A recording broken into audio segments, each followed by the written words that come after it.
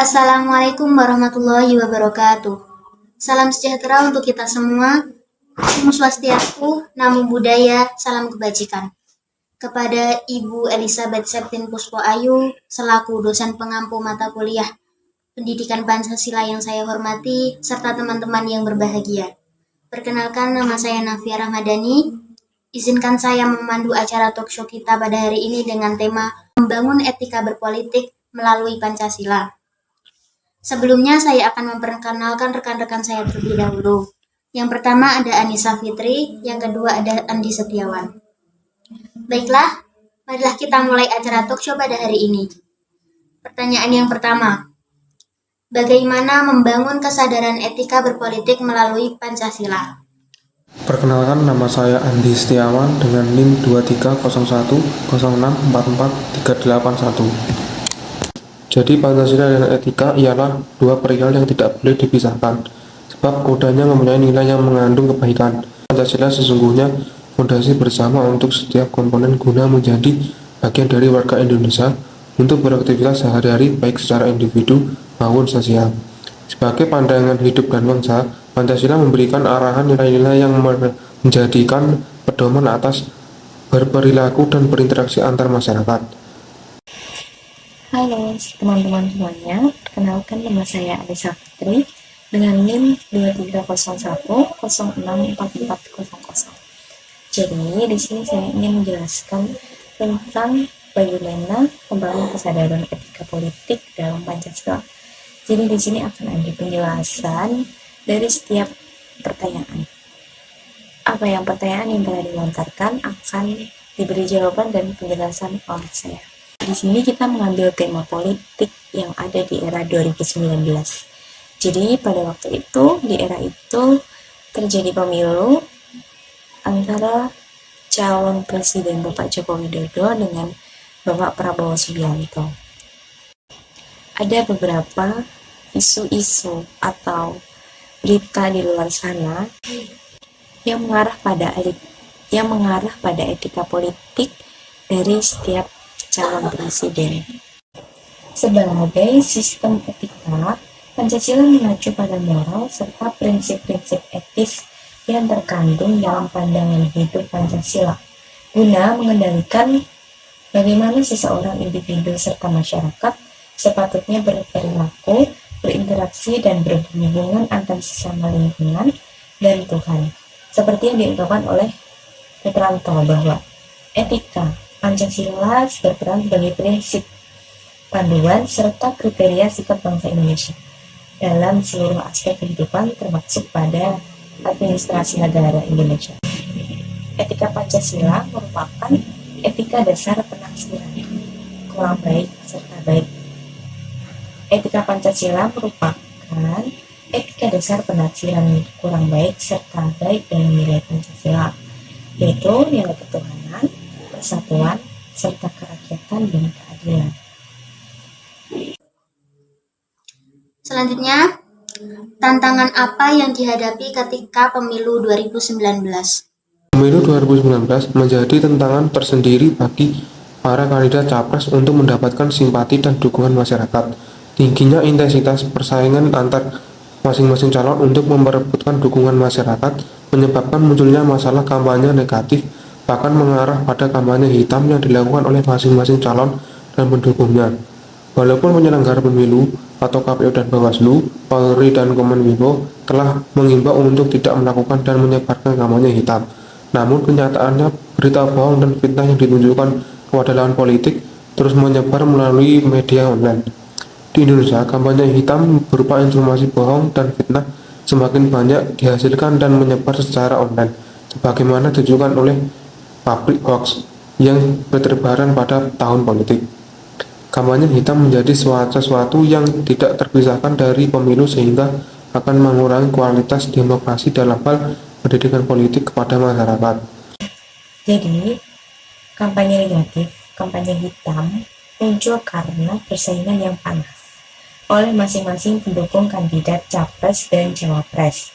Istilah lainnya mengatakan bahwa kampanye negatif dan hitam merupakan penggunaan metode rayuan yang merusak atau rumor tentang persepsi negatif di masyarakat yang dianggap tidak etis dan melanggar norma.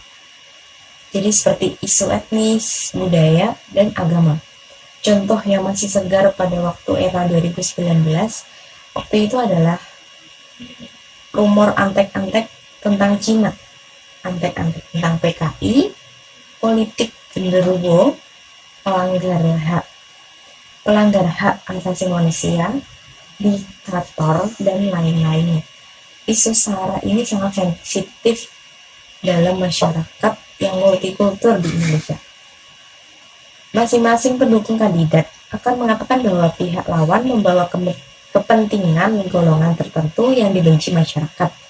Beberapa pendukung calon misalnya menuduh lawan mereka sebagai keturunan dari tokoh PKI atau isu skandal yang perselingkuhan atau isu skandal yang berhubungan dengan perselingkuhan. Masing-masing pendukung mencoba menjatuhkan lawan dengan mengusung isu sensitif tersebut. Jadi kita harus pintar-pintar menerima berita dari luar sana. Kita harus menerimanya, harus menyaringnya terlebih dahulu. Jangan langsung menyimpulkan bahwa berita tersebut adalah benar. Hal ini juga masuk dalam etika berpolitik. Dan yang terakhir, kasus apa yang menyeret para capres terkait etika politik ini? Pada hari-hari terakhir kampanye pemilihan presiden, kedua calon menyuguhkan gaya kontras. Joko Widodo dinilai bergaya kalem, sedangkan Prabowo Subianto dianggap lebih emosional. Bagi netizen mengkritik gaya itu sebagai emosi yang tak terkontrol dan kurang pantas. Sebagian lainnya menyebut aksi itu mencerminkan Prabowo yang tegas. Kata Angga Wira dari Partai Gerindra, partai yang mengusung Prabowo, tentang aksi gebrak podium. Hal tersebut dianggap olehnya profesional dengan guyonnya. Ia membantahnya bahwa Prabowo emosional tentang diksi dasmu dan bajingan yang terlontar dari Prabowo sudah lebih emosional. Di kubu lain, capres pertahanan Joko Widodo menyambut kemarahan Prabowo dalam kampanye dengan kalimat-kalimat sindiran. Dalam kampanye maraton yang di sejumlah daerah, Jokowi mengatakan pemilu harus gembira atau jangan suka ada yang marah-marah. Jadi, sebanyak 204 psikolog politik telah menjawab survei tentang kedua capres tersebut. Waktu era 2019 ya, Pak Prabowo lebih temperamental, Jokowi lebih kalem, Prabowo lebih emosional, Jokowi lebih tertata.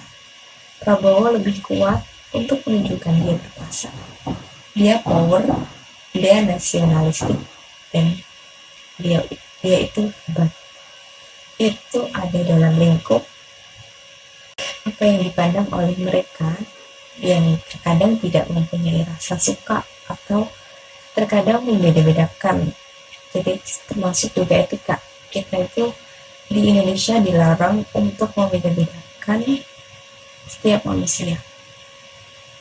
Dalam hal ini, sikap keduanya akan dilihat secara berbeda oleh publik.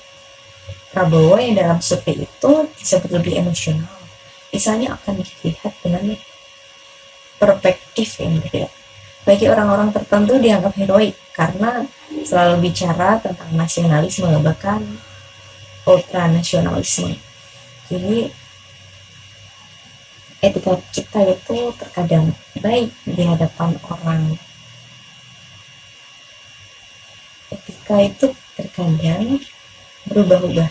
Jadi terkadang dianggap bagus ketika orang tersebut suka dengan kita, tapi akan dianggap buruk ketika orang tersebut tidak suka dengan kita. Jadi jangan sampai kita membuat isu seperti ini hingga menjatuhkan tokoh politik tersebut. Jadi kita harus pandai dalam menerima informasi, dalam mengatakan sesuatu hal, karena etika dalam berpolitik ini akan menyangkut pautkan dengan rakyat Indonesia. Terima kasih atas perhatiannya. Wabillahi taufiq wal hidayah. Wassalamualaikum warahmatullahi wabarakatuh.